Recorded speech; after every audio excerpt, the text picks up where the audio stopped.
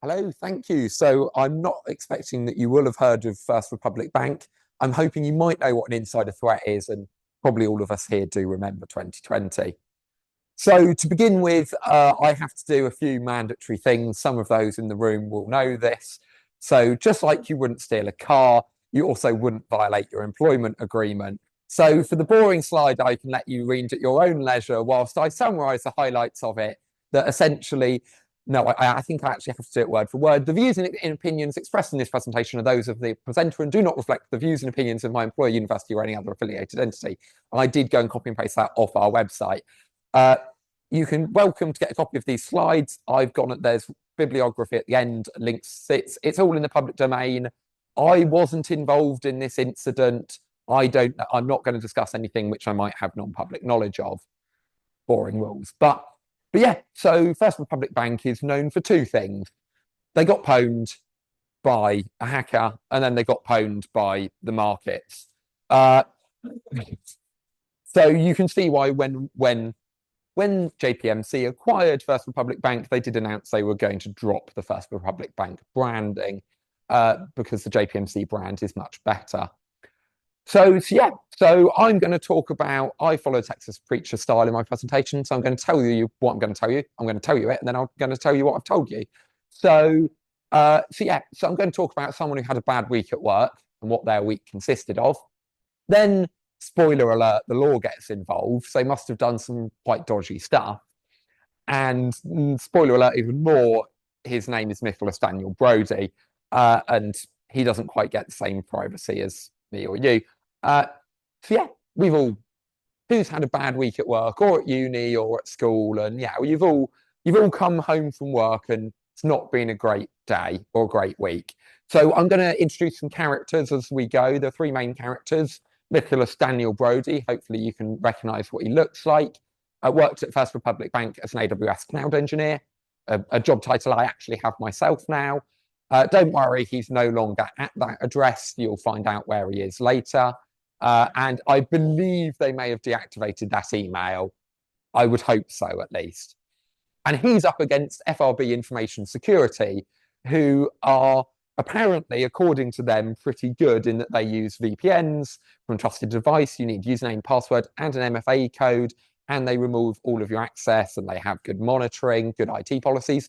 What you would expect of a bank. So between one individual and a financial institution, who do you think won? Of course. Well, in the end, that's probably true, actually, as well. So what was the start of the bad day? What made the week go badly? He plugged a USB stick into a work laptop, and the acceptable use policy said you're not allowed to. Okay, if those in corporate environments, you'd probably realize USB sticks, bad.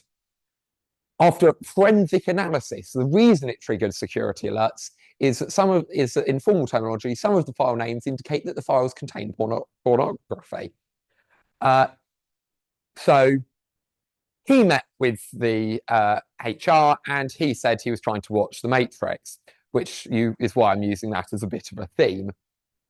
The next day, he was terminated by First Republic Bank, and this is the story. There is nothing else. This was the only incident, but they decided he had violated their acceptable use policy referenced in their terms in their contract, and they were going to end his employment agreement.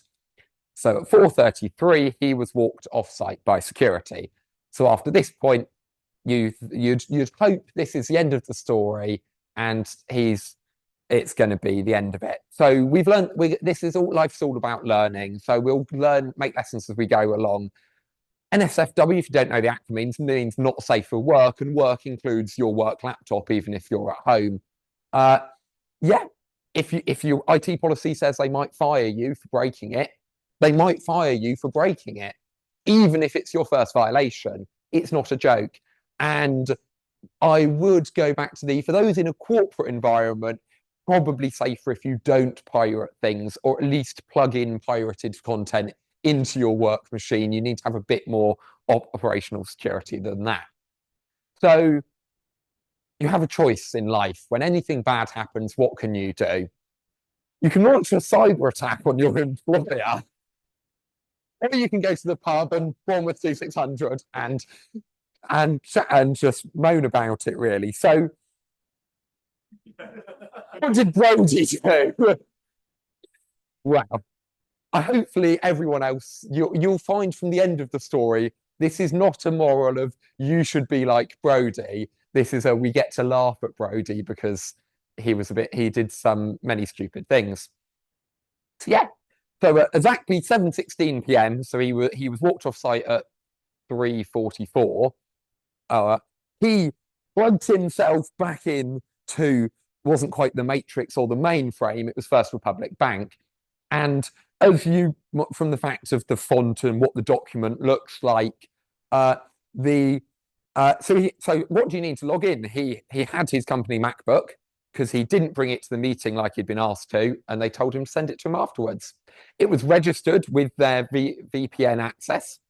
He had a multi-factor code from his phone, and he logged in as D Brody, ADM D Brody, I think means admin, and yeah, he logged in because they'd forgotten to remove his access.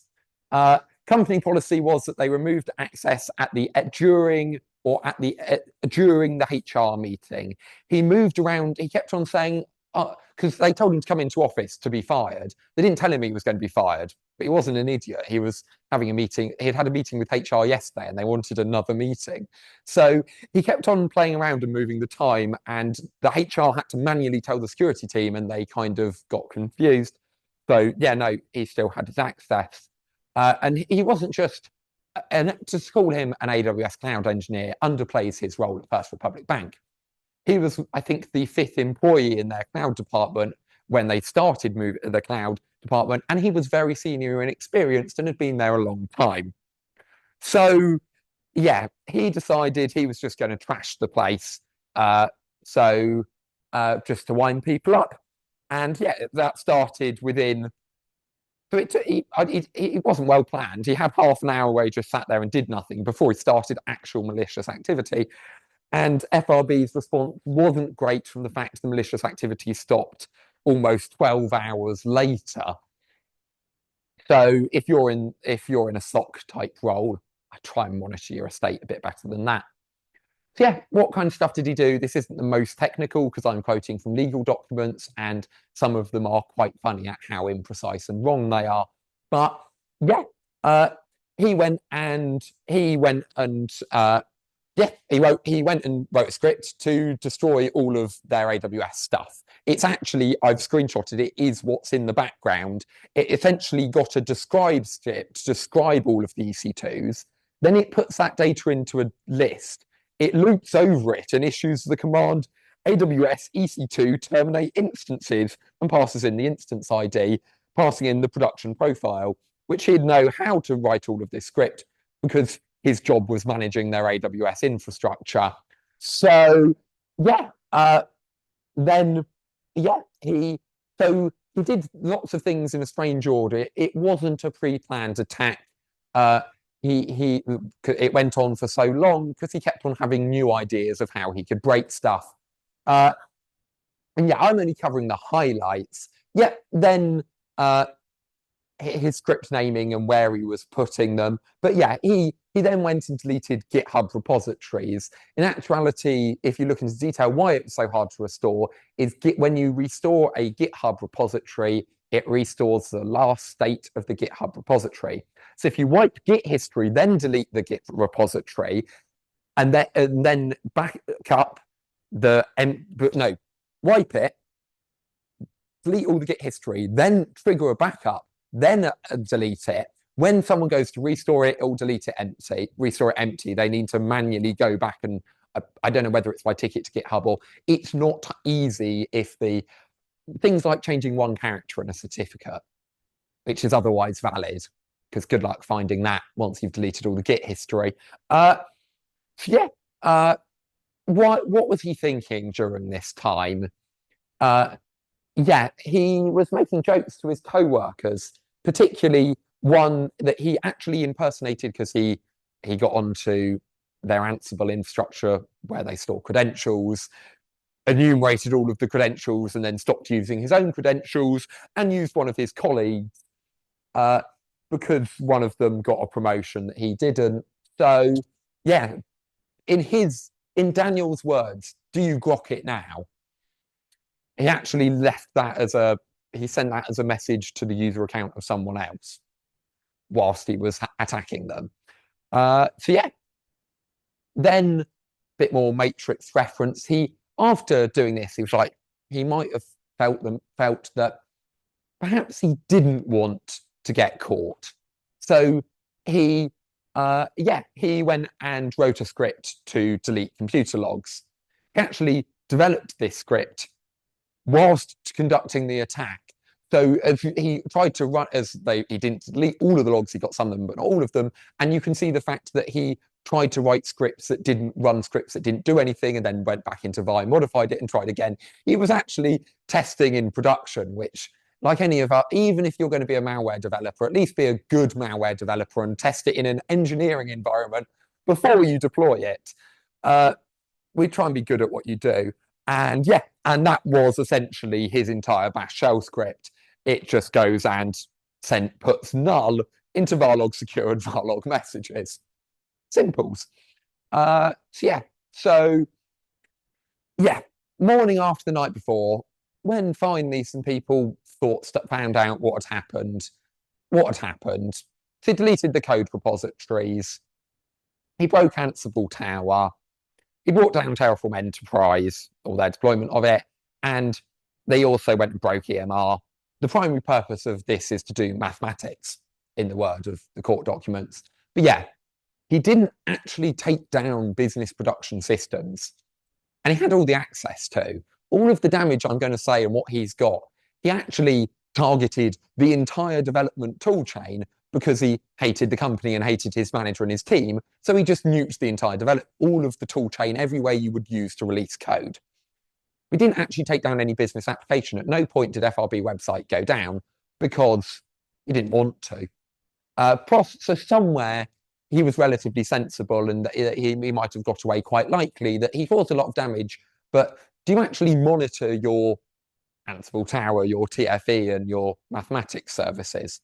Or do you just assume, and do you just not really care about your code repositories? So yeah, so then a new character pops up, United States Secret Service Special Agent Andrew Foss. He knows a lot of things, and he was tasked with investigating and writing up the documents I've seen. And I need to be more patient. Click and then wait for it.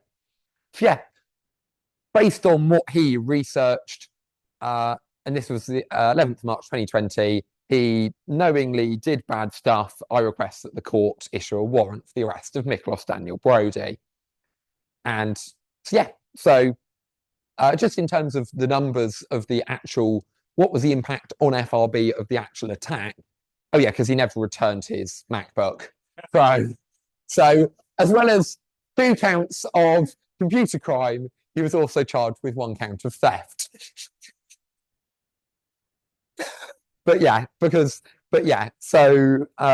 And you'd think, based on what I've shown you, you'd think, wow, that's going to be case closed, end of story. How long can it go on for? I should have said in the storyline, this happened like a couple of days after it. So it was, show that again so I can remember the date.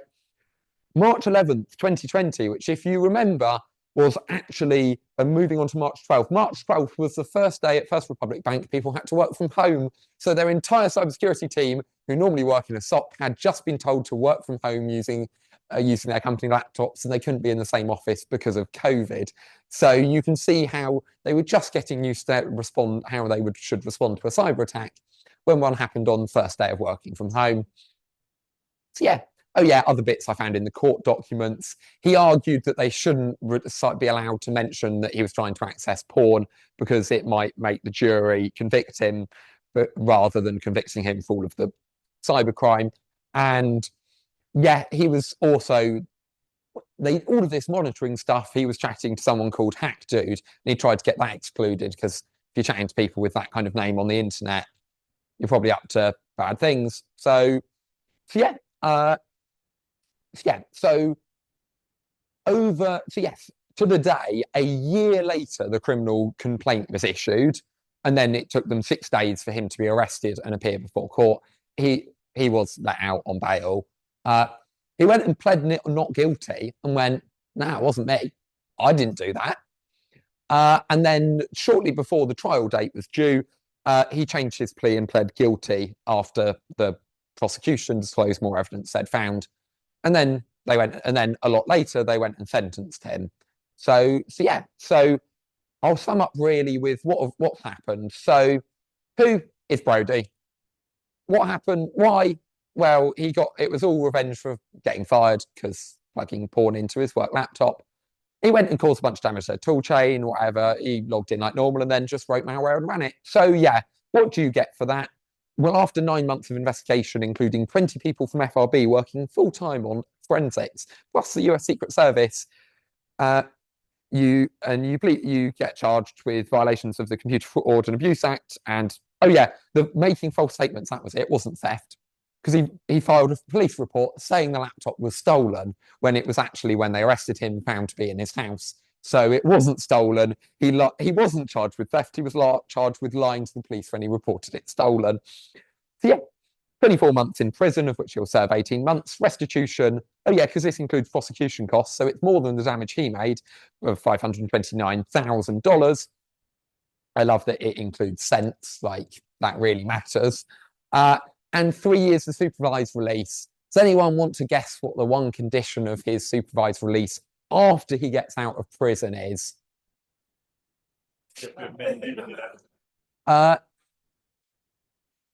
That's it.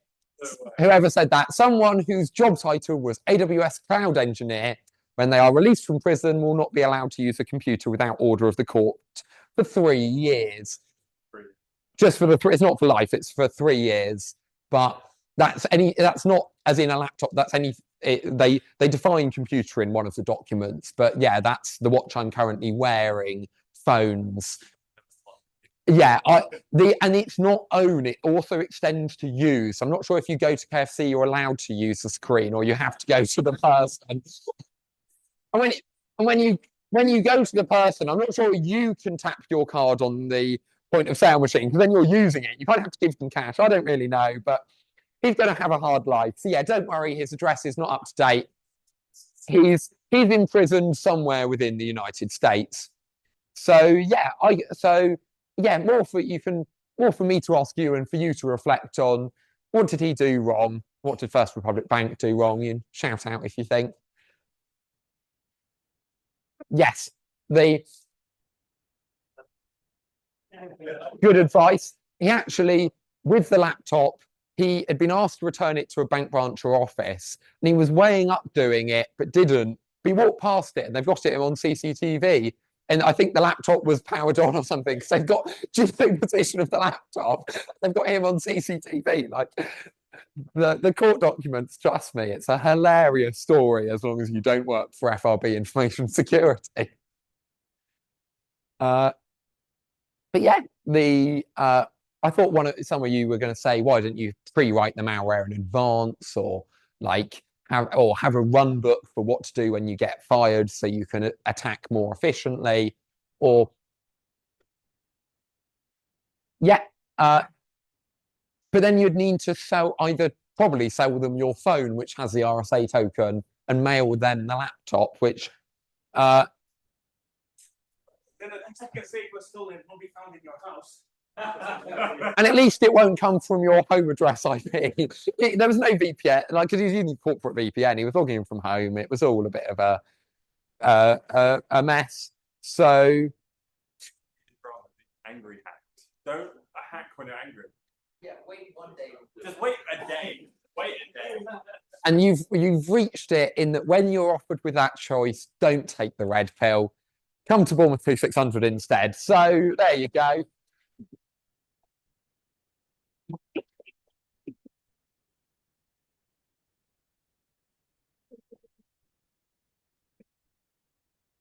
Yeah, I'm happy to say